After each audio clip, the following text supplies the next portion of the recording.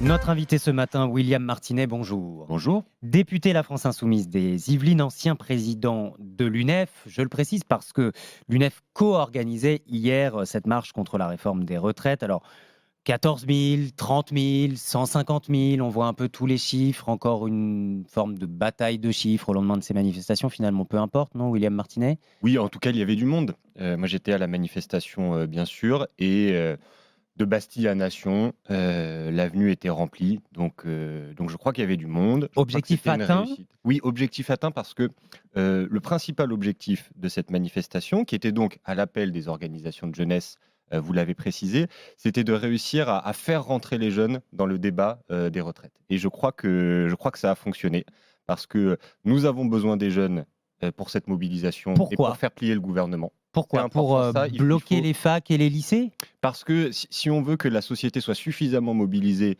pour que le gouvernement entende raison et retire, son projet de réforme des retraites, il faut que ce secteur-là de la société, la jeunesse, qu'elle soit scolarisée, lycéenne, étudiante ou non, il faut qu'elle rentre dans la bataille. Ils sont Et je crois légitimes. ils sont plus que légitimes parce que ce qui se joue aujourd'hui pour eux, c'est la capacité, qu'ils auront à l'avenir, quand ils arriveront à l'âge de la retraite, à continuer à bénéficier d'un système de retraite par répartition solidaire. Parce que ce système, il est menacé. Il n'est pas menacé par un soi-disant déséquilibre économique, comme le dit le gouvernement, ça je pense que c'est un mensonge. Le système de retraite par répartition est au contraire menacé par les réformes qui sont faites en ce moment. Puisque le résultat de la réforme du gouvernement, c'est de rendre plus difficile le fait de bénéficier d'une retraite à taux plein qui permet de vivre dignement. Donc mécaniquement, ce que cela va provoquer, c'est de détourner les gens du système de retraite par répartition et ça va les amener vers un autre modèle, Bon, le on n'est pas système de encore retraite par entré, capitalisation. C'est ça le sujet. William Donc, Martinez, tout ça, ce sont des déclarations d'intention d'un côté comme de l'autre, parce que le fond du sujet, on n'y est pas encore. Présentation demain en Conseil des ministres et surtout débat le lundi suivant à l'Assemblée nationale avec une volonté affichée ce matin. Gabriel Attal, Olivier Dussopt dans la presse du jour. On n'est pas forcément condamné au bras de fer, on peut enrichir ce texte. Vous y êtes prêt en tant que député? non, non, attendez, soyons clairs. Le projet de réforme des retraites, il a été présenté. Recul de 62 à 64 de l'âge de départ et allongement de la durée de Vous avez raison. cotisation à 43 annuités. Il y a Mais là, certains là, piliers, le pas discours touche. d'ouverture, non mais soyons clairs, le discours d'ouverture qu'on entend depuis jeudi, parce que jeudi, il y a 2 millions de personnes qui ont manifesté. Et évidemment, le gouvernement ne peut pas faire comme si de rien n'était. Mais ce discours d'ouverture, pour l'instant, c'est de l'enfumage. On nous parle de la marge. On nous parle de ce qui est annexe. Le sujet principal, c'est va-t-on continuer à voler 2 ans de la vie des travailleuses et des travailleurs de ce Donc si pays je comprends par bien, l'allongement de la William durée de Martinet, cotisation. Et sur ce point-là, ils ne veulent pas bouger. Et donc sur ce point-là, nous continuons la mobilisation. malgré cette forme de main tendue ce matin, la réponse pour vous, à la France Insoumise, c'est toujours et encore retrait total du projet. Oui, moi Il je, n'y con- aura je pas de conteste l'idée de négociation. main tendue. Je ne pense pas que ce qui était annoncé, ce soit une main tendue. Mais par contre, je vous confirme, effectivement, ce qui sera, là je parle au nom de mon groupe parlementaire à l'Assemblée nationale, notre objectif, c'est le retrait de ce projet de loi. Donc il y aura un débat parlementaire qui sera un débat intense, mais encore une fois, qui ne sera pas là pour discuter de la marge, qui sera là pour discuter du fond du projet et à quel point il est dangereux pour notre système de retraite et à quel point il va précariser les futurs retraités. Et en dehors de l'hémicycle, il faut bloquer le pays, comme l'appel de ses voeux Olivier Besancenot du nouveau parti anticapitaliste. Il faut un mouvement fort, il faut un mouvement qui implique beaucoup de gens. Il faut des grèves. Oui, je pense qu'on en est là, puisque finalement, on a un gouvernement qui a, de son côté, acté l'idée qu'il pouvait faire passer une réforme impopulaire. Et ce qui, d'ailleurs, d'un point de vue démocratique, moi, me pose problème. Qu'un Mmh. gouvernement se dise je n'ai pas de problème à réformer contre l'opinion des Français, je pense que c'est un problème.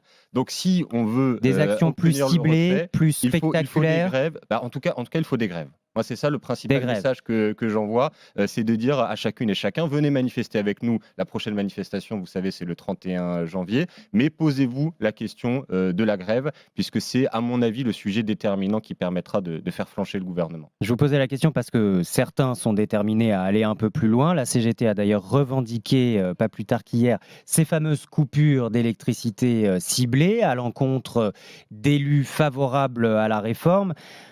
Huguette Kiegna à Figeac, dans le Lot, témoignait hier sur RMC. Écoutons-la. Bien sûr, on a le droit de manifester, mais il faut aussi privilégier le débat à des actions qui peuvent nuire à la vie et au bien des gens. Parce que, au-delà du fait que ma permanence a été touchée, c'est surtout les habitants de la rue, mais aussi les commerçants. Il y a même une boulangerie qui a été obligée de jeter la production du jour. C'était vraiment une coupure ciblée. Il n'y a pas d'autre explication, en fait. Je vais déposer plainte et c'est l'enquête qui va nous donner plus d'informations. La démocratie mérite mieux que ça. Vous souscrivez à ça, William Martinet, avec, on voit Alors bien, attention, des évitons dégâts une collatéraux confusion, pour une Moi, boulangerie, là. je suis tout à fait opposé à l'idée de couper l'électricité au domicile des personnes. Mmh. Et d'ailleurs, dans notre pays, il y a chaque hiver 200 à 300 000 personnes qui se retrouvent avec Et l'électricité dans un coupée commerce, là, la boulangerie, hein. à cause d'un pays. Non, mais le domicile des personnes, c'est différent parce que l'énergie, c'est un bien vital et moi, je suis contre l'idée qu'on coupe l'électricité. Là, on parle de la permanence d'une élue, donc là où elle exerce son travail. Donc c'est quand même deux choses qui sont très différentes.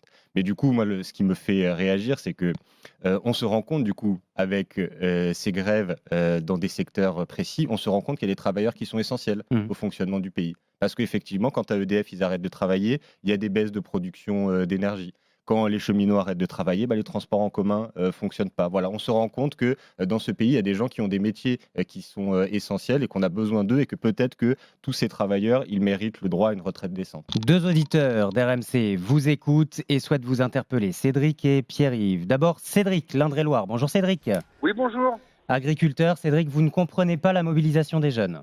Non, je ne comprends pas la mobilisation des jeunes parce que je pense personnellement que cette réforme des retraites est faite notamment pour que les jeunes aient une retraite à l'avenir parce que aujourd'hui, la retraite, quand elle a été créée comme elle est aujourd'hui, il y avait quand même 4 actifs pour un retraité. Aujourd'hui, la balance est presque inversée. Alors aujourd'hui, je suis pas un grand mathématicien, mais il faudra m'expliquer comment on fait pour payer des retraites décentes, comme le dit votre intervenant, avec moins de travailleurs. Et aujourd'hui, j'entends quand il dit qu'il y a des professions essentielles, l'agriculture est une profession essentielle, Mmh. et ça fait quand même 50 ans qu'on se fout de la gueule des agriculteurs au quotidien en leur disant qu'il faut produire pas cher et faut les payer pas cher pour pouvoir que la ménagère ne mange pas cher, pour pouvoir se payer des loisirs. Et ça chagrine personne. J'ai pas vu des millions de personnes dans la rue Oui. pour soutenir les agriculteurs qui vivent pas décemment au quotidien pendant leur carrière. William Martinet, votre réponse, cette réforme qui serait, selon Cédric, faite pour les jeunes. Alors, merci Cédric pour votre question. Alors, vous savez, moi non plus, je ne suis pas un grand mathématicien, mais je me permets juste d'ajouter un élément supplémentaire à votre propos. Vous avez raison, le rapport actif-retraité évolue défavorablement. Mais il y a une autre évolution qui, elle, est favorable, qui est la productivité du travail.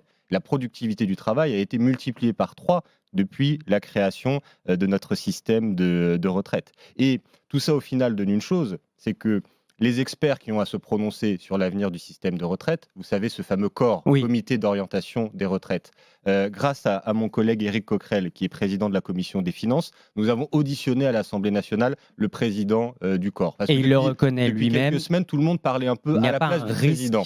Voilà, donc il a tenu des propos imminent très clairs. de Il déséquilibre. a dit les dépenses du régime de retraite sont maîtrisées. Voilà. Donc la question de l'équilibre du système de retraite, ce n'est pas ça le sujet de la réforme. C'est un prétexte qui est utilisé par le gouvernement. Et sur le deuxième propos qui est tenu par Cédric sur la question des agriculteurs, écoutez, je fais très vite, il n'y a peut-être pas des millions de personnes dans la rue sur ce sujet-là, mais moi je peux vous dire qu'avec mes collègues à l'Assemblée nationale, nous défendons l'idée du prix garanti pour les agriculteurs. Voilà, donc ce combat, on ne l'oublie pas non plus pour que vous puissiez vivre dignement de votre travail. Pierre